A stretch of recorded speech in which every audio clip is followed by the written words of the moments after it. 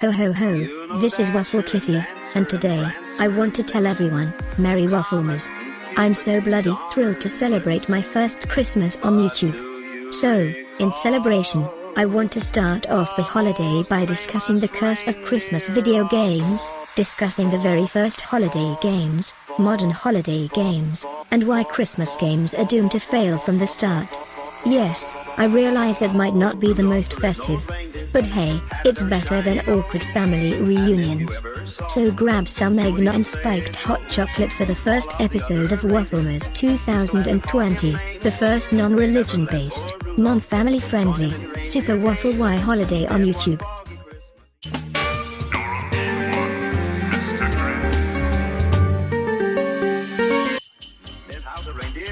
Now, it was a bit hard to track each individual video game to see which was the first, since there is little documentation of these games.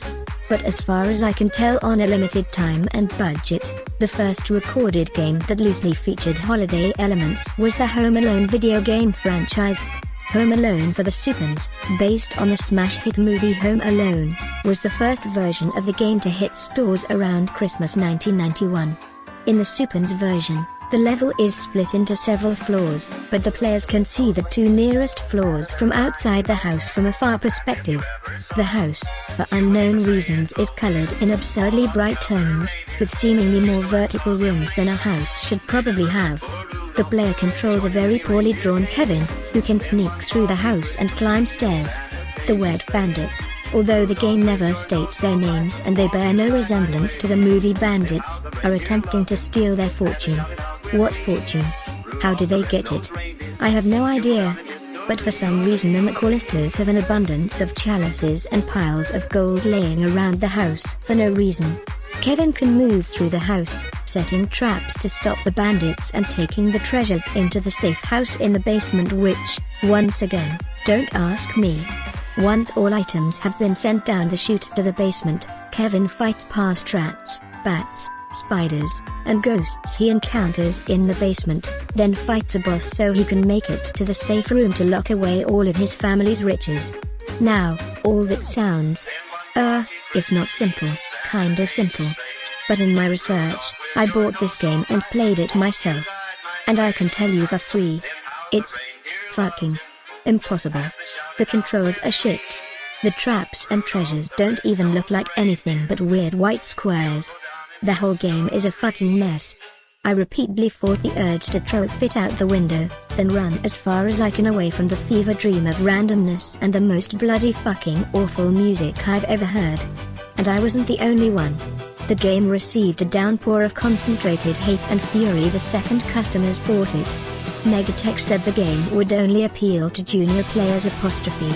Electronic Gaming Monthly gave the Game Boy version average to low reviews, criticizing the gameplay as slow and tedious, saying the game was lacking variety and having plain graphics. Amanda Dyson of Mega said the game was a wasted film license, and was a grotesquely overpriced and pathetically underdeveloped mockery of a game. And those were the most tame. In conclusion, it was a flaming pile of absolute dogshit. And thus, began the curse of the Christmas video game.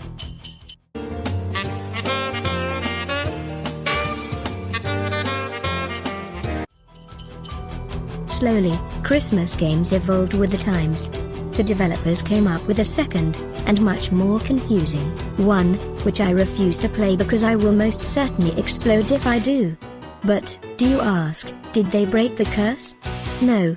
No, they did not. In modern times, most Christmas video games are considered the Jar Jar Binks of the video game industry.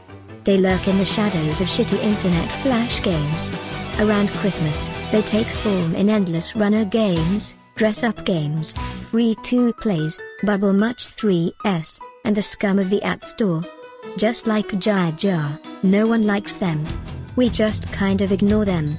But some idiots in America pump them out for stupid children every December, like clockwork. Indeed, where else could you find hits like Elf Bowling? Or Chris Max Clicks?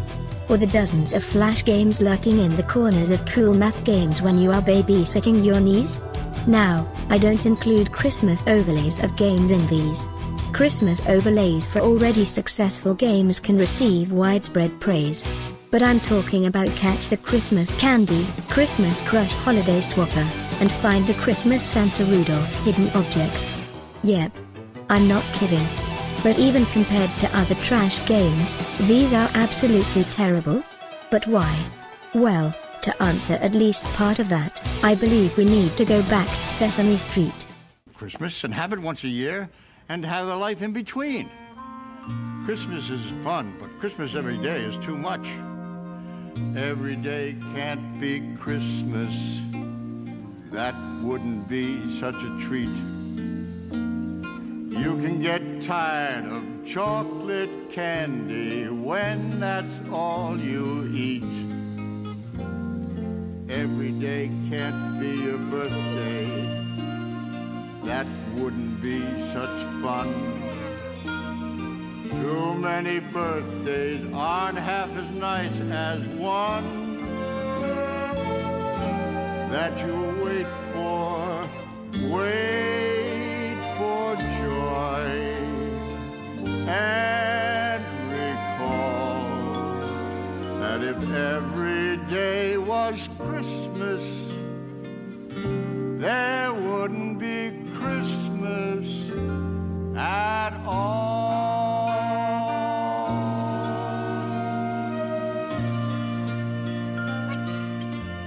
But Santa Claus, Elmo wants Christmas every day. Santa gave Elmo 3 wishes. They're Elmo's wishes, and Elmo wished for Christmas every day. I thought this might happen. I want you to see for yourself exactly what you wished for. So I brought you your own special sleigh and a reindeer you know to pull it. Come on over here. What? You see, a large part of why Christmas games fail is simply macabre. Since Christmas is ingrained in our brains as something special, only to be accessed on the drive home, after arguing with the in-laws about why Donald Trump is a dick. So, in order to preserve that sense of novelty, our brains subconsciously drift away from Christmas movies, Christmas TV shows, and of course, Christmas video games. The other major factor is the creative factor. When you're dealing with such a specific topic, there's only so many variations of the same game, with slightly different graphics. Just go to the App Store, and you'll see what I mean.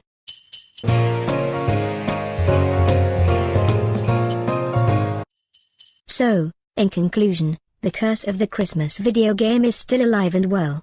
But maybe Elmo was right. It just wasn't supposed to be. Either way, rest assured I have thrown Home Alone into the fire pit and watched it burn. I am not joking. I roared like a mad lad as it turned to cinders, thinking of every random control switch and weird spider and the fact that you literally can't even complete it because of a stupid glitch. I think this might end up like the Incredible Villains backstory. But that's the true moral: burn down things that make you unhappy. Sorry this one was a little shorter. I want the rest of the 16 to be regular length, then the 1 to 3 Christmas specials to be longer. Subscribe for the chance to win our holiday giveaway, and like the video. Thanks for watching this episode of Wafflemas, and please subscribe or Giles will steal your presents and shit in your stocking. Thanks.